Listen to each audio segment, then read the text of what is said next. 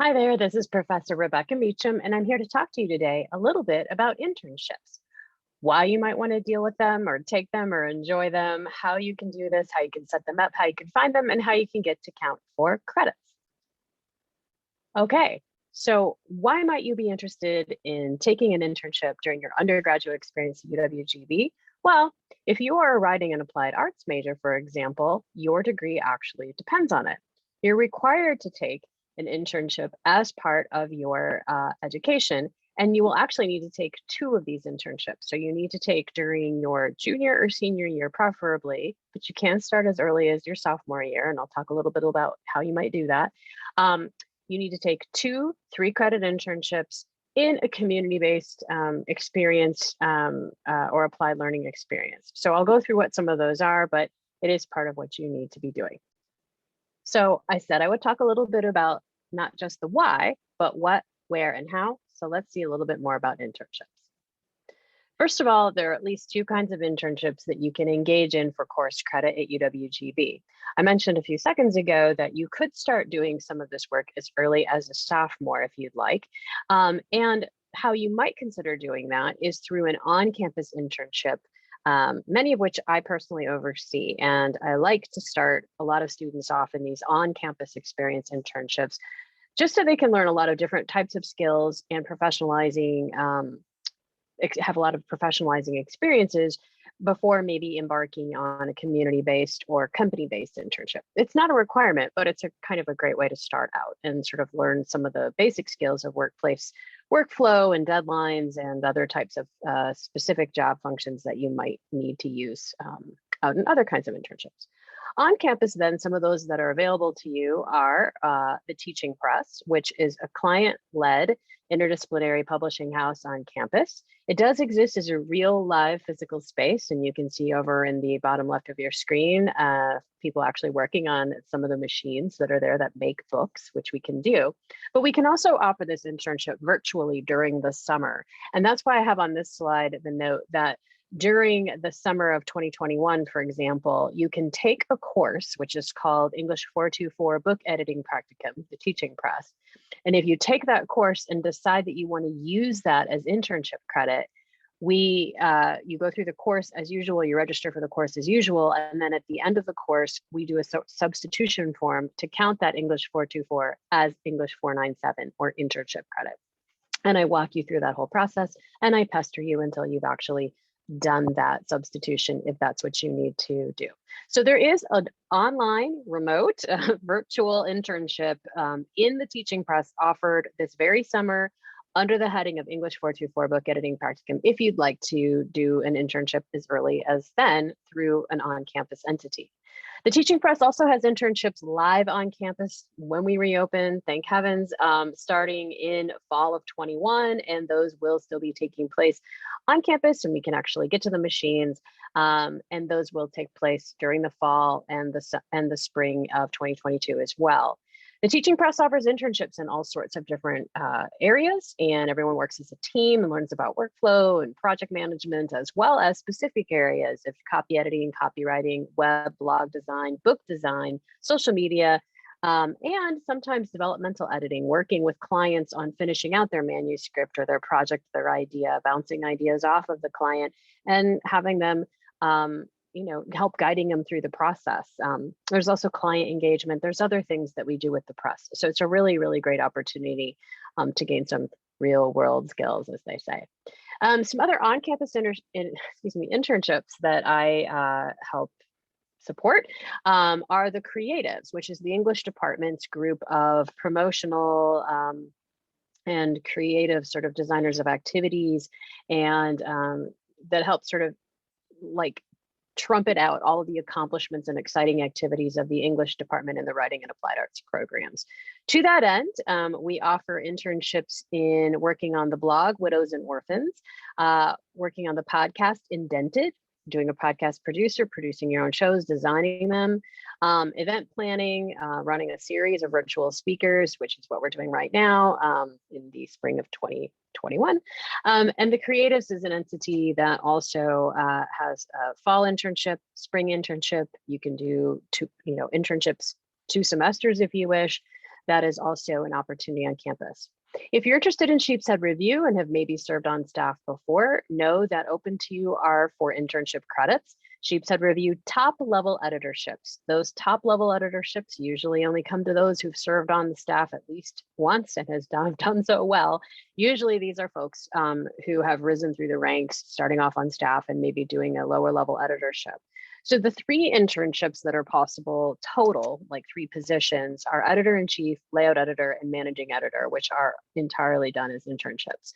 Those are offered in person in the fall and spring, and in the summer as an online opportunity, also connected to English 324, which is practicum in Sheepshead Review.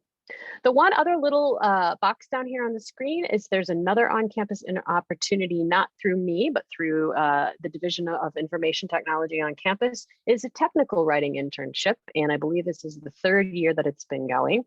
It is offered during this semester, and I'm pretty sure it's fall and spring. And I am happy to tell you how to apply for that as well when there are openings. It's a pretty good gig. There are also off-campus internships that you should know about and that do exist out there. And this is just a few of the ones that I've got available to show you here on a slide. Oops, let me go back, sorry about that. And these are, for example, we have a summer internship opportunity coming up with the Fox Cities Book Festival. We have the Untitled Town Book and Author Festival will be coming back in spring of 2022, and I believe there will be internships for folks to take part in the programming and social media for that as well.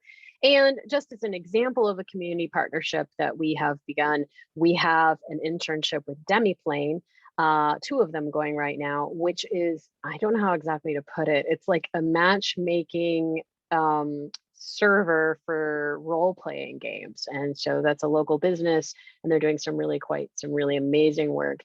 And so that's something that is hopefully will be available again. But those are the kinds of opportunities, if nothing else, that we have available for our students. So you might be wondering, okay, cool, these all sound great. How do I apply? How do I find out about them? So you can see here I've shared out a website, and this should be available from our Widows and Orphans blog. And it is something that is easy to find. It is internships.english.uwgb.org. And I will make that available to all our majors and minors so you can see that as well after this PowerPoint, after this little video, whatever. Anyway, this is a website that I've set up entirely for writing and English majors for internship opportunities that come out there. And you can search these by categories and by tags. So as you scroll along, maybe you want to know about deadlines, something that's due in the summer, that's a summer internship or due in April and May.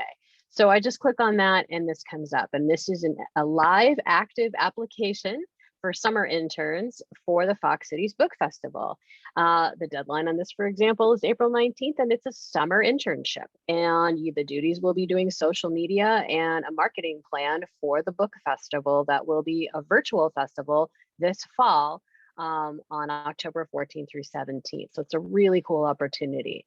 You can also search by tag. So if I'm interested, say, for example, in remote opportunities, then everything that does not require you to be physically in person that can be done remotely so far. A lot of these have expired, but if they had the opportunity, they'll pull up that way.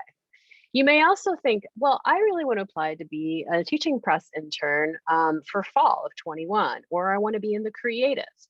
You can click in this little cloud over here, and this, I guarantee you, will be showing up again in the fall and showing up again in the spring, and you will have a new application deadline and you will be able to apply again for these kinds of positions. This is the old advertisement, but I'll be running it every semester because we are always looking for new interns. And the same thing will happen for the teaching press as well.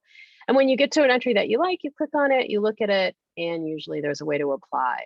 Sometimes these, if I've made them, there is an application button here. If they are coming from some other place, for example, this Fox Cities Book Festival internship, you'll see that there is a place to hand it in to the people that actually run the internship at the company or the organization itself. So this website puts together all the internships that I know about that come to me, whether they're on campus or off campus. in order for you to find a way to apply for those. You are not required to choose internships that come through this website that I've created. If you are locate an internship that's not here and want to apply for it, absolutely do so and let me know and let's take a look at it. So that does exist as an option. But this is a handy way that I'm really trying to sort of hustle out there, and we'll have other faculty that will be making connections in the community so that we can be able to not just give you professionalizing experience off campus, on campus, but also give back to the communities where our university campuses exist. So you might be wondering, okay, I've got the internship, I know how to deal with it, but how do I turn it into course credit? So the last little part of this that I'm going to talk about is you email me, Dr. Meacham R at UWGB, and you say, I have this internship opportunity, or I hire you as a creative or a teaching press intern or a managing editor for Sheepshead Review, or something happens where we understand that you have been hired for an internship or you are applying for an internship and you're going to get it or you have gotten it. Then what we do is we go through and we turn it into something called English 497, which is the internship category for our degree. You could, if you were doing a humanities internship, or if you are doing something like in graphic design and you want to have an art design, I'm not sure if I'm remembering the acronym correctly, internship or arts management internship, those can also count towards the writing and applied arts internship credits. But right now, just for the sake of convenience, I'm listing the English 497, English as the prefix. So know that other disciplines, prefixes like history or other internships like that, humanities, if they fit within the parameters of writing and applied arts requirements or professional experiences, they can also count towards this as well. What you'll do then is go to the registrar's website and you will go to the magical place called undergraduate forms and petitions. And what you're looking for on this page, which I'm now here, I am on the registrar's site. I've scrolled down to undergraduate forms and petitions. I'm looking for registration forms. You may have been here before if you've tried to get a prerequisite waived or a class is closed and you're trying to get in, whatever. You're going to scroll down to internship form. And if it's an internship that I'm managing, you and I might walk through what it is you need to put in some of these categories together. The form's a little bit different than it's been. So I don't know how much of this you actually need to fill in. I think you don't have to do as much describing of what you're doing as you've had in forms past. Anyway, I can't access the form when I click this, so I'm just showing you where this exists. But this is what you're going to be doing, is going here to get the internship form, then it's routed to me, and then we get the credits, get you signed up for this. For every kind of internship, except for the English 424 summer teaching press class that I mentioned earlier, you would probably do this signing up in advance. You would probably have the internship, you would have applied, you would have gotten it before the semester started or very early in the semester, and you would add English 497, we would go the form, and then that would become like a class. It would look like a class in your schedule. It would fill up the 3 credits, it would do all this other stuff. For the English 424 class in the summer, if you want to use that for internship credit, it's the book editing practicum. It's the one with the teaching press. It's entirely online. It'll be a remote internship. If you want to do that, you'll enroll in 424, take the course, and again, we'll go back to that registrar's website, and instead of doing an internship form, we'll do a substitution form. And it's kind of almost the same thing, but we'll make those credits count towards that 497 internship. And this is so boring that if you've fallen asleep right now, I totally get it, and we can talk through it another time. All right, those are all of the things I have to tell you about internships. If you have more questions, let me know, and I'm always out here to talk more about it. Thanks, bye.